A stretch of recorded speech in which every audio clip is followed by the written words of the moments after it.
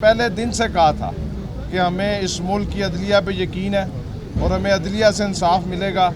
आज अल्हम्दुलिल्लाह हम शुक्रगुजार हैं कि इस अदलिया ने इंसाफ का बोलबाला किया है और बेगुनाह शेख रशीद अहमद साहब पर मैंने पहले भी कहा कि कोई करप्शन के चार्जेस नहीं थे, कोई मनी लॉन्ड्रिंग के नहीं, कोई टीटी के नहीं, कोई असासों के चार्जेस नहीं थे।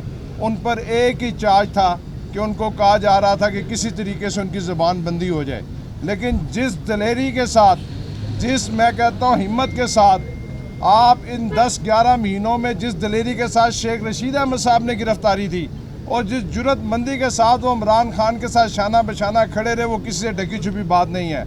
अब मैं पूरी APDM को कहना चाहता हूँ कि इंशाअल्लाह ताला शेख रशीद अहमद साहब शाम को डयाला जेल से रहा हो रहे हैं और पिंडी में ज़िमनी इंतखाबात होने जा रहे हैं।